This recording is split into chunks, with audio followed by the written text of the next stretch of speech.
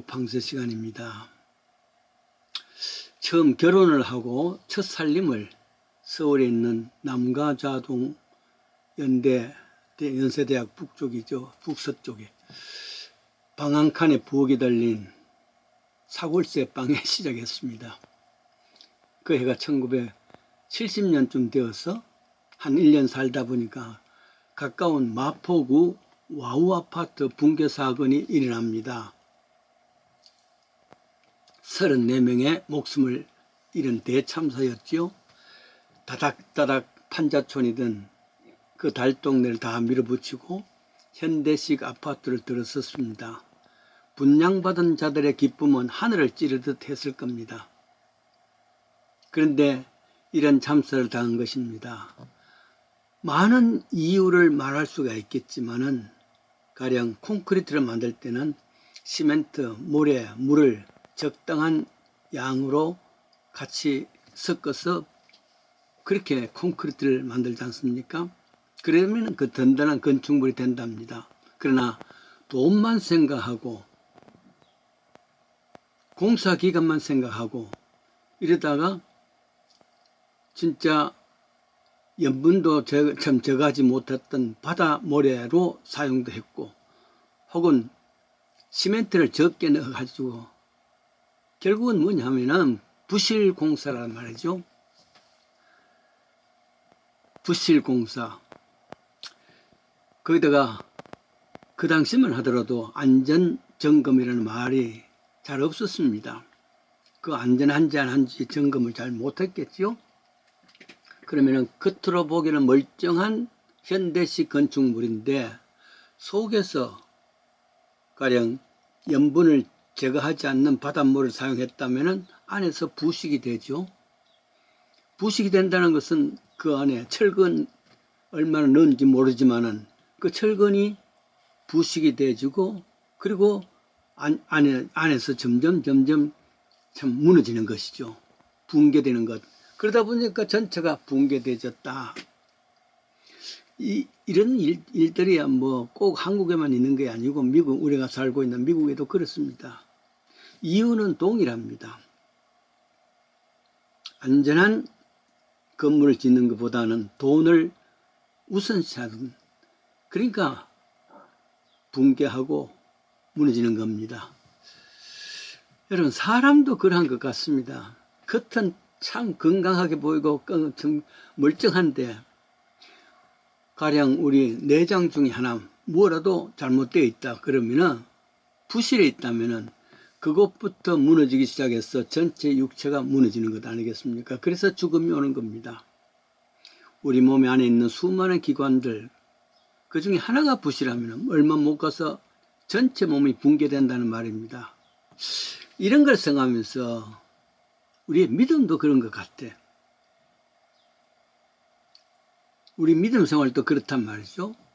복음에 대한 깊은 체험과 확신이 있다 할지라도 입에는 늘 찬송, 입술에는 목사가 기침만 해도 아멘 소리가 나올 정도로 은혜 외치며 십자가 외치며 눈물 흘리는 복음에 목마른 듯한 크리스찬이라 해도 그에 걸맞는 생활이 없다면 말짱 헛것입니다. 생활이 부실해지면은 크리스천이라는 본질도 잃어버리게 되고 붕괴지고 무너진단 말이죠. 이것을 성경에는 빌립보서 1장 24절에 복음에 합당한 삶을 살자 하는 말로 사용합니다. manner worthy of the gospel. 복음에 합당한 삶이 무엇이겠습니까? manner라는 것은 윤리적이고 도덕적인 것을 말합니다. 십자가 은혜, 하나님 은혜 외쳐도 사람을 대하는 윤리적 기준이 없다. 가장 기초적인 인간관계에서야 탐욕이 있고 거짓이 있다면은, 그리고 분노만 있다면은 사람은 십자가로 예수님 핑계로 자기 합리로 살 수 있다 할지라도 그것이 결국 외식이 되고 탐욕이 되어서 나중에는 사이비 종교인이 됩니다. 주위에 이런 형태의 사람들이 얼마나 많은지요. 이런 사람들은 예수라는 돌에 부딪혀서 깨어지든지 아니면은 하나님께서 돌을 던져서 부서뜨려야 된다는 그런 말씀이 마태복음 17장 있죠. 사이비 종교, 이단이 여기서 출발한단 말이죠. 본은 이단이 되고 교주가 되는 겁니다. 다른 길 없습니다. 결국 복음은 합당한 삶을 살아야지 참 복음이 된단 말이죠. 매너. 여러분, 다른 사람에게 혹은 가정에서 어떤 매너가 있습니까? 값어치 있는 매너? 그걸 요구하는 겁니다. 저는 스스로 생각하기를 방골이라 생각합니다. 이상하게도 체제에 대해서 방골이란 말이죠. 이것이 나의 객계가 되어졌습니다. 어릴 때도 말이죠.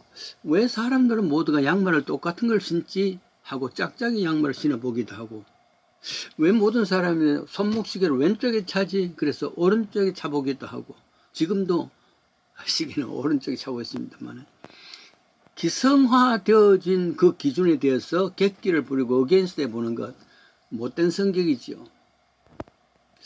교회에서도요, 끊임없이 그 입술에는 예수 나오고 하나님 십자가 은혜 그렇게 하면서도 불구하고 생활에 복음에 합당하지 못한 삶을 사는 사람 보면은 방귀를 들고 그분에게 객기가 나타난단 말이죠. 그래서 겸손한 자에게는 한없이 내가 낮아지고 겸손해지지만은, 그러나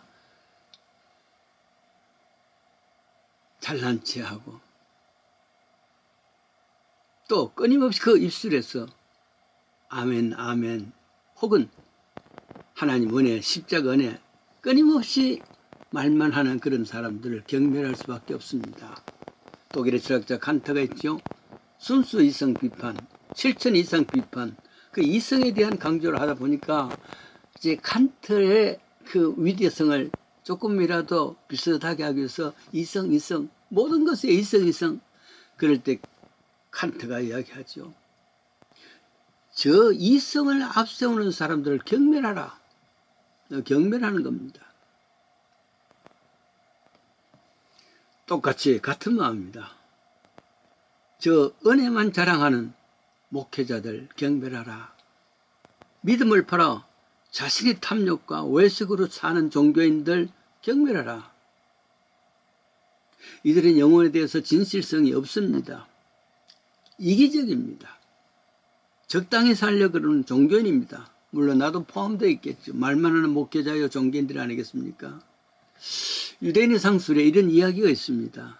옷장사를 하는 사람이 있는데 손님이 왔습니다. 그래서 여러 가지를 입보다가 옷을 하나 사고 입고 갔습니다.